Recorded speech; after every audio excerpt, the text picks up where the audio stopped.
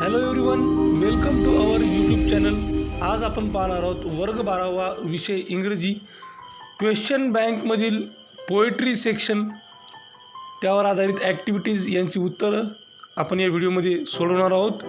तर poetry सेक्शनवरील video 6ला आपण आज सुरुवात करू.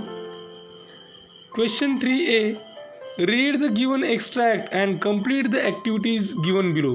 खाली दिलेल्या एक्स्ट्रॅक्ट पोएम आपल्याला वाचायची आहे आणि त्यावर आधारित ॲक्टिव्हिटी आपल्याला सोडवायच्या आहेत.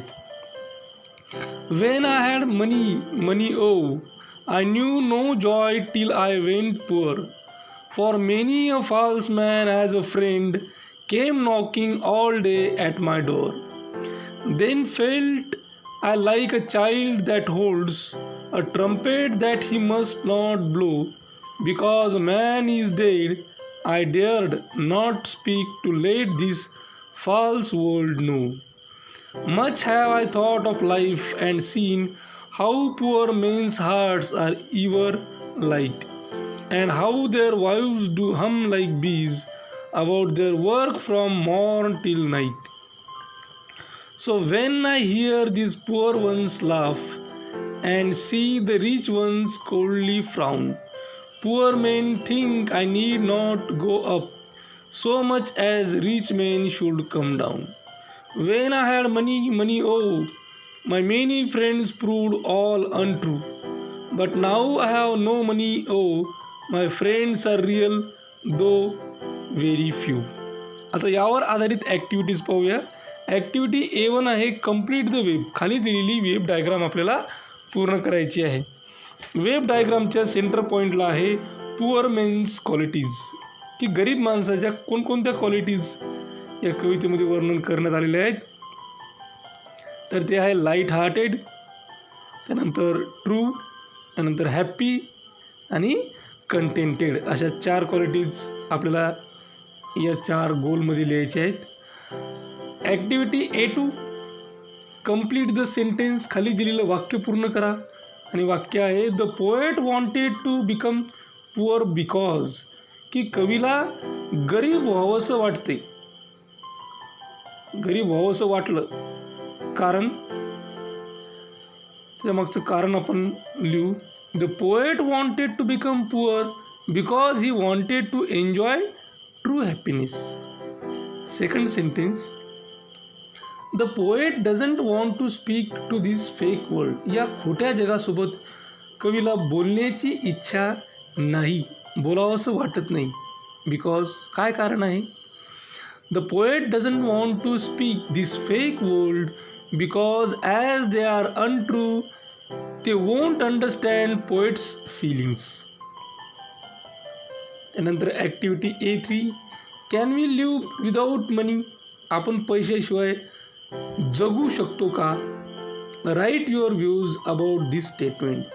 या विधानाबद्दल तुमचं मत सांगा, लिहा. याचं उत्तर आपण लिहू. Although money is not everything but money is something very important. Beyond the basic needs money help us to achieve our life's goals. No doubt it can satisfy our needs but it cannot give us inner happiness and peace. Although we cannot live without money, we need such things to survive which money cannot buy. Then activity A4, complete the following table. खाली दिलेला table पूर्ण करायचा आहे आणि टेबलमध्ये एका कॉलममध्ये दिलेला आहे स्टांजा, त्यामध्ये स्टांजा 1 आणि स्टांजा 2 आहे. दुसऱ्या कॉलममध्ये रायमिंग स्कीम लिहायचे आणि तिसऱ्या कॉलममध्ये आपल्याला रायमिंग वर्ड्स लिहायचे. तर स्टांजा या कॉलममधलं पहिली रो आहे स्टांजा 1. तर स्टांजा 1ची रायमिंग स्कीम आहे ABCB आणि रायमिंग वर्ड्स आहेत poor, door.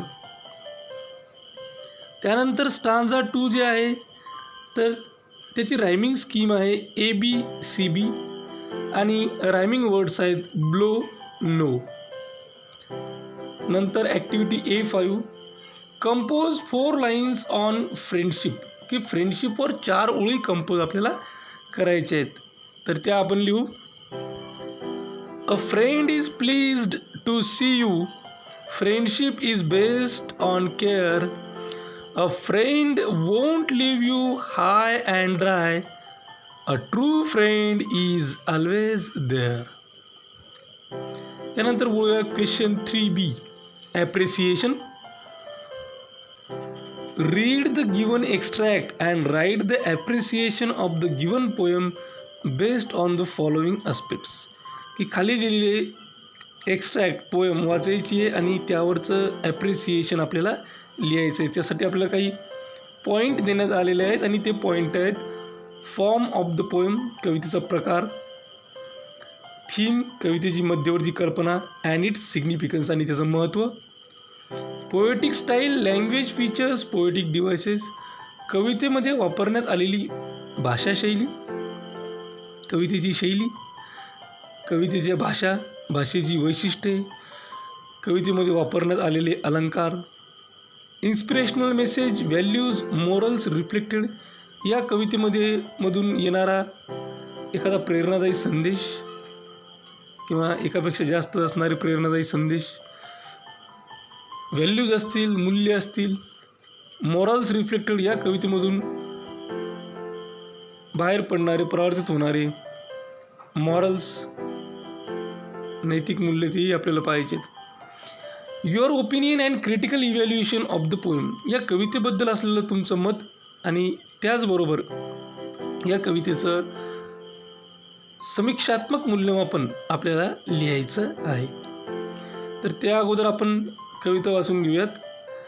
Is anybody happier because you passed his way? Does anyone remember that you spoke to him today? This day is almost over and its toiling time is through.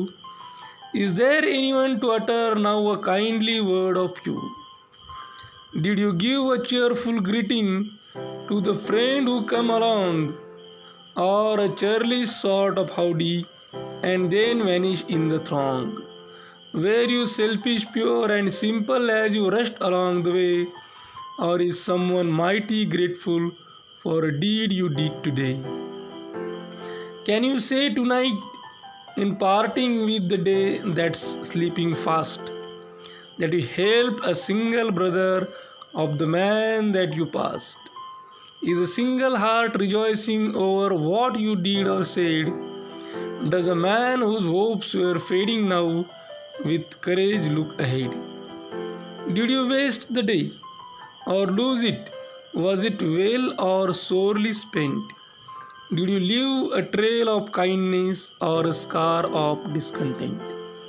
As you close your eyes in slumber, do you think that God would say, you have earned one more tomorrow by the work you did today?